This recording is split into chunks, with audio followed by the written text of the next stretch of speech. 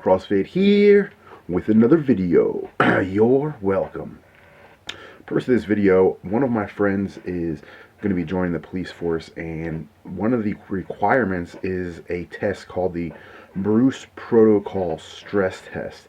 And essentially what this test does, it they hook you up to an EKG, and they put you on a treadmill, and you do a 12 or 10 stage program where you every stage it ups the speed and it ups the incline of the treadmill. Essentially, stage 1 you start at 1.7 miles per hour and at a 10% incline, and then they, after a certain time, I believe it's I think it's 3 minutes. Bear with me, people. I had it in front of me and I lost it. Oh, come on.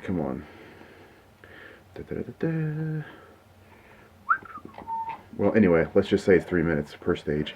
And the second stage, it's 2.5 miles an hour, 12% incline. And, it goes all the way up to stage 10, where it's 7.5 miles an hour, which is a pretty nice jog, possibly run. And 28% incline, which is steep as crap. So his question was, how can he prepare for this and pass it? Because he said about 50% of the people who take this test do not pass. And what this test does, it pretty much weans out the people who are a quote-unquote walking heart attack. So what the EKG is going to do, it's going to test your heart rate during all this, your heartbeat, and if it has a normal rhythm. And if you have an irregular heartbeat, they're not going to pass you, and there's really nothing you can do about that to fix workout wise. So I would say no before you go into it if you have an irregular heartbeat, and maybe don't drink coffee before the test or take any stimulants, because sometimes certain stimulants can cause some sort of a not a regular heartbeat, to where if you're exerting yourself at a 7.5 mile an hour run and a 28% incline, that's crazy. That could cause some issues. But as far as they also take your Vo2 Max, which is the essentially how efficient your body uses up the oxygen.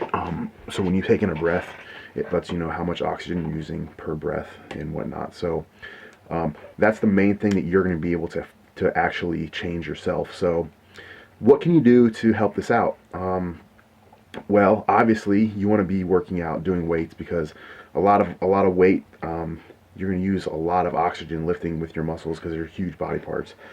But as far as running goes, I know most gyms, their treadmills only go up to 15% incline, and this goes all the way up to a 28, which is pretty much impossible to replicate in the gym. You could find outside a very, very steep hill and just sprint up and down that thing, but again, that's gonna be pretty hard to find. What I would do when I was in my triathlon days, and yes, I did triathlons. I got a second place finish. You don't believe me? Oh, focus. Let's get the focus in here. Here we go. Let's focus this real quick. Second place. Okay. So what we would do, it's called brick training. So when you go from the bike to the run, literally the worst feeling ever. You get done riding 20 miles on your bike as fast as you can go, 20 miles an hour average, and then you get off your bike and you have to run a 10K. Seriously, that first 200-300 yards is awful, and that first mile after that is just grueling. So what I would suggest is do some brick training. What this means, go to the gym, get on a bike, okay, a stationary bike, and just ride it for 10 minutes. Just ride it as hard as you can. Just ride the bike. Then literally right after that, get off the bike, go to a treadmill, put it on an incline of 12 or 15, whatever the highest it goes, and then put it on 7 miles an hour and just run as fast as you can on that. Just run at 7 miles an hour for 5 minutes, okay? And then get back on the bike. Take a little rest in between, like a 2-minute rest. Get back on the bike, do the same thing over. Until this time, up the speed when you run from 7.5 to 8. And do that until you can't run it, you can't go anymore. And this is what this is going to do. It's going to actually it's going to help your Vo2 Max get better, because I know you said you had about 8 weeks to get it all down, which is more than enough time. And do this about 3 times a week, and the other 3 days a week, I would definitely take a rest day on Sunday, or whatever day you want to. But the other 3 days, I just do a jog run, a jog walk. So essentially, jog for a half mile, and then walk for a half mile, then jog for a half mile, then walk for a half mile. And this is just going to get you, your different heart rates up, down, up, down. It's gonna get you in better shape for the days that you're actually going to really train your Vo2 Max. Is going to be the days where you're doing the brick training. Another thing you can do, they make these mouthpieces where you bite down and it just leaves a real small opening to where you can breathe in your mouth. It essentially simulates altitude. So when you're working out real hard, it's harder. You have to, the oxygen that you do breathe in, you have to use better in your body. So it trains your body to optimize oxygen much better. So I don't know where you probably just do a Google search on that. But again, it's a sort of mouthpiece where you literally have in your mouth when you're working out, and it makes it much harder to breathe, which in turn, when you don't have it in your mouth, you're conditioned to breathe with less oxygen. You're conditioned to work out with less oxygen. So when you have more oxygen, you're going to be much more efficient in using that oxygen you have in your body. So again, that's going to help a lot with this Vo2 Max. So these are some steps you can take to help pass this test. But again, with the EKG hooked up, if you have a bad heart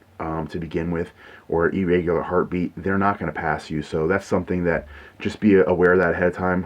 You probably don't, I know you, but then again, I'm not a doctor. I never really took a stethoscope and put it on your chest. So I hope this helps, and if you want to share it with any of your friends, do so. And if anybody else out there is having the same problem where they're worried about this, the Bruce protocol stress test, just try some of these tips out. And if you have any other questions, you guys can email me, notcrossfit@gmail.com, and I will try to get back to you, or leave comments in the comment section. And yeah, so without making this video too much longer, I'm going to tell you to like the video, subscribe to the channel, share the video, tell your friends, tell your family, tell your coworkers. Not CrossFit. Peace. You're welcome.